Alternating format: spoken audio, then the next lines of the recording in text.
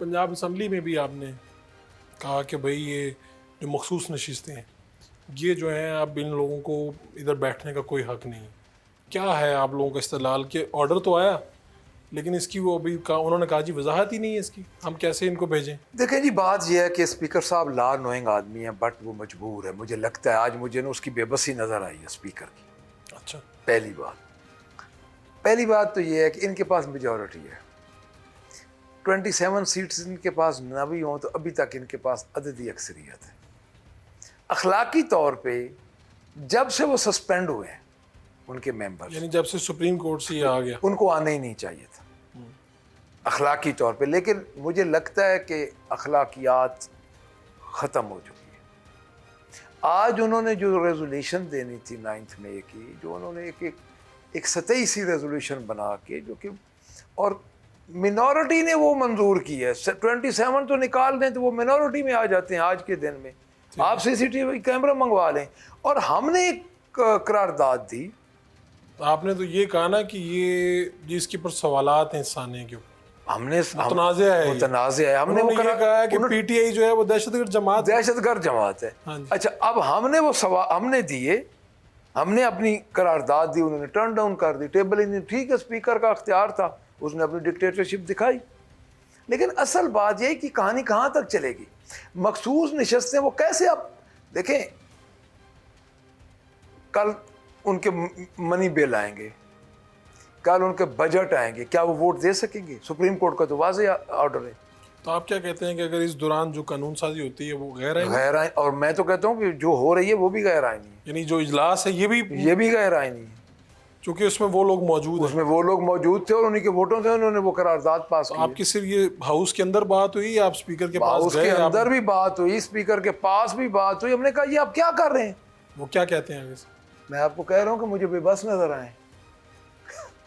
उन्होंने आपको कोई तसल्ली बख्श जवाब नहीं दिया? तसल्ली बख्श जवाब क्या, उनके पास जवाब ही नहीं था। वो कल पे डाल रहे हैं जी, मैं कल इसका जवाब दूंगा। हमने कहा जी आप करारदाद आज पास कर लेंगे तो जवाब कल कैसे देंगे? तो लायामल क्या होगा आपका? ये तो पहली सूबाई असम्बली जिसका इजलास है, बाकी सब असम्बलियों में भी तो इजाफी सीट। डेफिनेटली हम इसी तरह ही हर असेंबली में हमारा यही लायामल होगा। कौमी असेंबली में भी यही होगा कि वो जो अब सीट्स हैं वो नहीं है असेंबली के अंदर, वो हमें अभी नहीं मिली, बट उनकी भी अब नहीं है। ठीक है, ये सीटें किसी की नहीं है। ये सीटें किसी की नहीं। अच्छा, आरिफ अलवी साहब साबिक सदर पाकिस्तान आए, लाहौर तशरीफ लाए, असम्बली आए, क्या चल रहा है? कहा गया कि उनको भी इख्तियारात भी दिए गए हैं, कोई वो मुज़ाकरात के लिए भी सिलसिला चलेगा। चल क्या रहा है, डेवलपमेंट क्या है?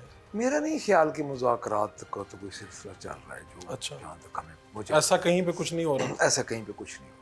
तो क्या था? अलवी साहब आए? अलवी साहब आए थे। अलवी साहब जो कि फॉर्मर प्रेसिडेंट हैं, तो वो तशरीफ़ लाए थे। हमारे जो सीनियर्स हैं उनको मिलने ATC गए हैं, अपने लोगों के घरों में गए हैं, अपोजिशन चैम्बर में आए हैं। तो वो उनका एक गुड जेस्चर था कि सॉलिडेरिटी उन्होंने शो की है अपने जो हमारे वर्कर्स थे उनके साथ, जो कारकुन थे उनके साथ सॉलिडेरिटी शो की है। अदरवाइज़ इसके अलावा उनको कोई नहीं था मकसद।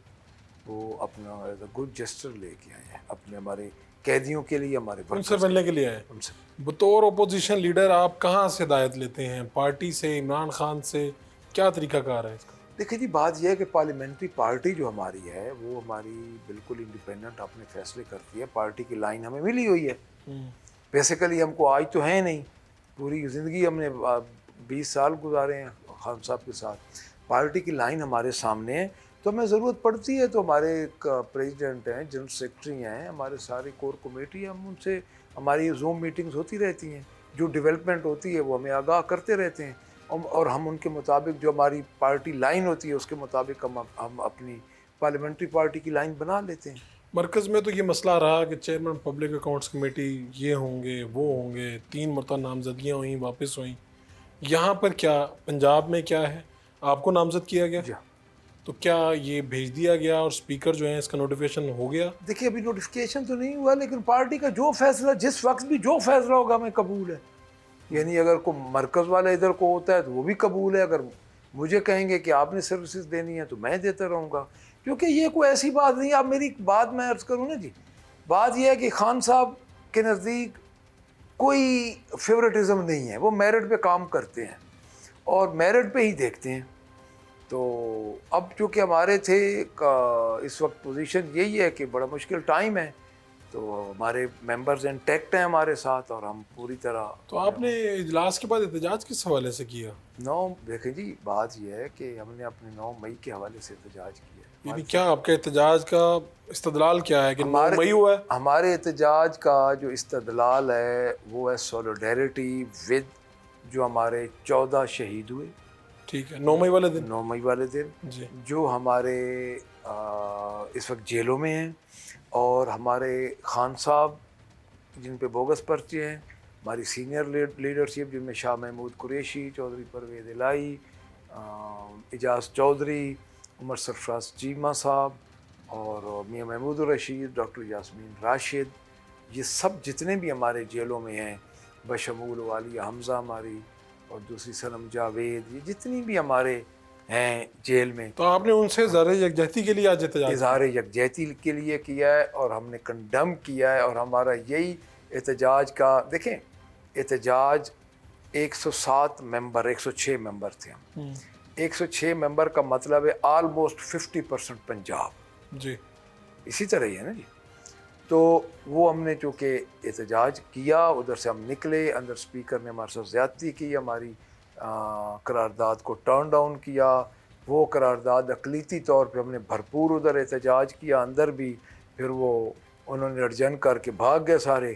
ہم باہر نکل آئے، ہم نے اپنے احتجاج ریکارڈ کیا اور پریس کانفرنس بھی کی.